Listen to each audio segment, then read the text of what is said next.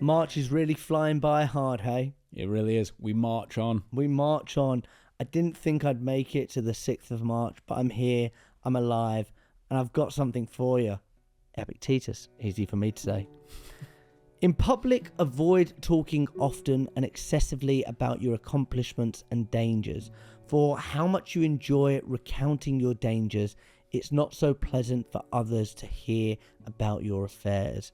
And they don't mean affairs in the relationship world. They mean affairs in terms of four non-blondes, what's going on. So there's loads of ways that you could take this. But I think the first thing is don't believe your own hype. Yeah. Yeah? Yeah, exactly. We talked about this before where you do the audit on the good deals. The deals that have done well, when you do the audit on them and you find out why did you decide to work with us, it's very rare, I'm sorry to destroy people's egos, it's very rare that someone's going to say, the salesperson was just unbelievable. They were amazing. Really, they probably picked it because there was a need there. They'd done a little bit of the look in themselves and you helped facilitate the conversation. But often you're the least important part. You know what's funny? I know someone who's had a lot of success in business, but it feels like the more success they get, the more signaling goes on. So the more signaling goes on for sharing, not just like I'm fulfilled and happy, the sharing of the material, the sharing of a picture of the steering wheel or the keys or the house or the holiday. There's a lot of sharing and signaling going on. But then I know there's people like, we've spoke to Derek Sivers before, or if you've listened to Naval Ravikant or people like that seem to have crossed the other side of that. They're actually starting to not do any of that. There's no bragging, but there's also no signaling of look how humble I am either, which is another game that people can fall into. We talk about the humble awards, don't we? Yeah. There's certain influencers that say I'm so humble, I'm so hardworking. Like it's like I couldn't possibly take this award at the humble award. So Gary V, he's got I'm sure he's a wonderful man, but he's got a thing, hasn't he, where he has to tell people how humble he is. But it's a weird thing that, because if you have to tell someone how humble you are and you say it as like, honestly, I'm so unbelievably humble, you've sort of missed the point of what you're actually trying to say there. Yeah, it's you can't tell someone you're a good listener. Just shut up and listen. So it's a really interesting one because the ego is so dangerous, and if you're there and you're flaunting how amazing you're doing, how successful you are, how great the month's been, I mean, what goes up must come down. Like at some point in life, like we all go through roller coasters, we all go through rocky bits where things might not go as expected, and people probably want you to achieve when you're maybe the underdog, and then when you're at the top, people want to see you fail, and when you fail, they'll be happy to kind of see you come crushing down.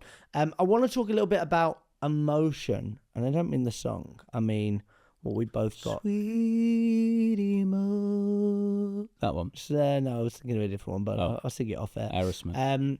So there's this thing about, I think it's called a pathos triangle. So it's about like when people want to buy from us, is the emotional there? So we're trying to get that emotional part of the brain ticked off. But then when they go away and they purchased it, does the logic kick in and kind of say, yeah, actually you made the right decision? Because when logic doesn't kick in, that's typically when you hear buyer's remorse.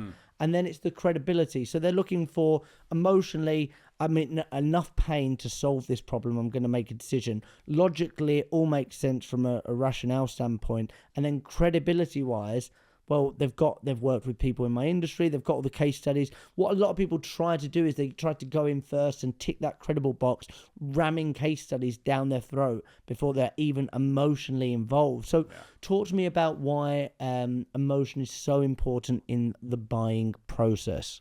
Because buying happens emotionally and then is reinforced logically. Okay, so any buying decision, no matter how big or small, will have some sort of emotional bedrock to it, okay?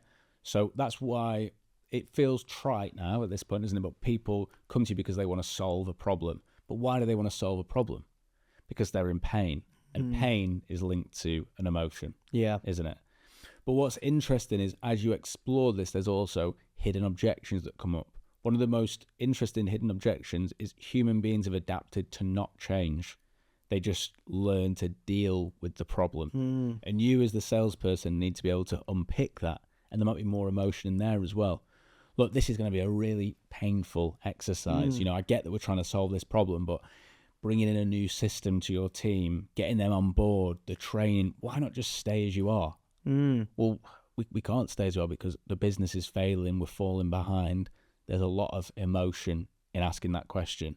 Where it goes wrong is people say, I'm looking for a system with an API back-end link, and I want it to be able to speak to our PHP server, and it gets very technical, and people go, oh, great, yeah, well, we've got that because we've got this new ISO accreditation. That there's no emotion there. You're having a very nice system-based conversation, and what you're left with is probably very, very long deal cycles.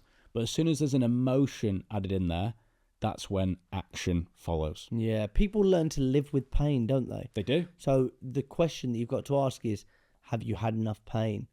I always think like sales is like there are many different problems that you solve, but I always think of like some of the best selling probably happens with gym memberships and like personal trainers and the fitness world, because that's like a great example of have you had enough pain in terms of how long have you been feeling like this? Typically, if you're unfit, it will stem back to some kind of like sadness or like a psychological feeling. So it's all about whether the pain's strong enough to warrant the change. Exactly.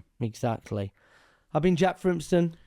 I've been Zach Thompson. Remember, you will die. Oh, for goodness sake.